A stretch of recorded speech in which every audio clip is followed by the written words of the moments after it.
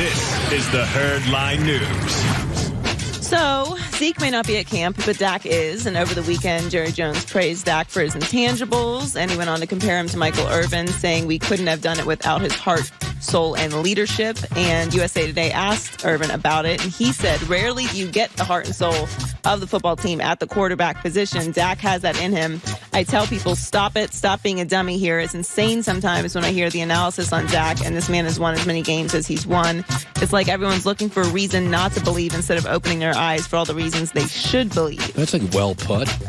That's well put. Yeah, I mean, it is pretty much all intangibles with Dak. It's intangibles and it's winning. And when it comes to the winning, everyone tries to point to whatever's around Dak as the reason why they're winning. But at the end of the day, your quarterback kind of matters. It's like you're talking about, like, Jason Garrett isn't good and Dak isn't good. Somebody's got to be good. Somebody's okay. And by the way, this whole eye test, I'm sorry, Joy, but I'm not saying he throws the ball like Patrick Mahomes. But the idea that I watch Dak and I'm like, he can't make throws. My eyes don't tell. I think he throws the ball fine. I don't think he has Carson Wentz's whip or Patrick Mahomes' whip, but this eye test, look at that throw right there. That's a big-time NFL throw. I think that he is more clutch than he is fancy. Like, when you look at Carson Wentz and you see what Carson Wentz does, you see an X factor in him. And don't get me wrong, I think Carson Wentz is great, but I need to see some consistency with his availability before I start thinking that Carson Wentz is going to be better than Dak. Like, everyone believes that Dak is this middle-of-the-road quarterback. Well, they've had a winning record since he's gotten there. What is it that you need to see from Dak? He has all the leadership intangibles that you would want, and we know how mental and emotional professional sports is. What is it that you're missing? You know, Greg Cosell said this, and I think it's true. He can sometimes be a safe thrower. Like, the knock on Dak is he doesn't let it rip.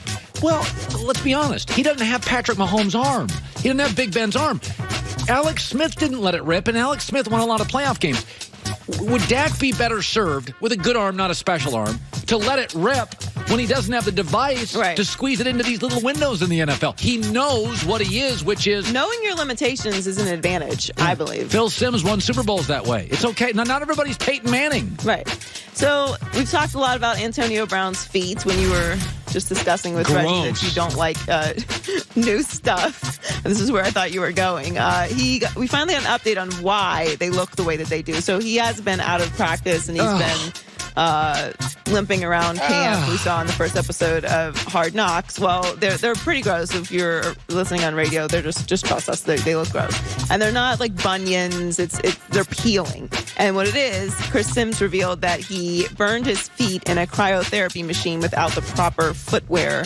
And we're showing LeBron getting into his machine that he has at home, and you have to wear gloves and socks when you get into the machine.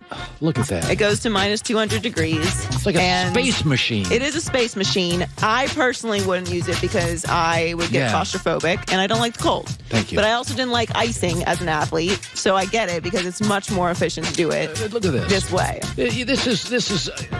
This is what aliens do. This doesn't even look... This is where we are. BioFreeze sponsors the Blazers. It's very popular. It's widely used by athletes. There's a lot of rules to it. You can't have any sweat or moisture on your body. You got to wear socks. So my armpit turns into dangling tarantulas. I wouldn't partake either, but if I was a professional athlete, I'd probably consider that over having to sit in the ice tub for 20 minutes. God, Lord. That said, I feel like this isn't the first time Antonio has used one of these machines, so why you would get into it without the proper footwear, I don't know. It seems a bit silly. All right. Because I'm sure they warn you, because it looks like a pretty advanced device. What would we have to do to get you in one of those things? It's not going to happen. This is maybe in 2040. Well, just hop in there after your tennis game. You'll feel great. You know what? I'll have a peanut butter jelly sandwich, take a nap, glass of water, boom, great the next day. Old school. I like it. Finally, the NCAA has added criteria for agents who wish to represent student athletes testing the waters for the NBA draft. John Rothstein of CBS Sports tweeted the list, which is a bachelor's degree certified with the MBPA for a minimum of 3 years, take an in-person exam at the NCAA office in Indianapolis. People freaked out. People did freak out. The bachelor's degree requirement has led some to refer to it as the Rich Paul rule, including LeBron, who tweeted #the Rich Paul rule. And then he put a bunch of laughing emojis and tweeted, "Can't stop, won't stop. They big mad and scared. Nothing will stop this movement and culture over here. Sorry, not sorry." Now, this rule doesn't actually really apply to Rich Paul because he has many agents under him who can handle the legal paperwork out and be, the official agent while he oversees other things. And once they pass into the NBA, it doesn't matter anyway. This rule is specifically for student athletes who applied to the rule that they changed last year, which is that you can enter the NBA draft, feel the response that you're getting, see if you will be drafted, and if it doesn't work for you or you don't feel comfortable, you can come back and you don't lose your eligibility, which is exactly what they should do. It was the right rule to change.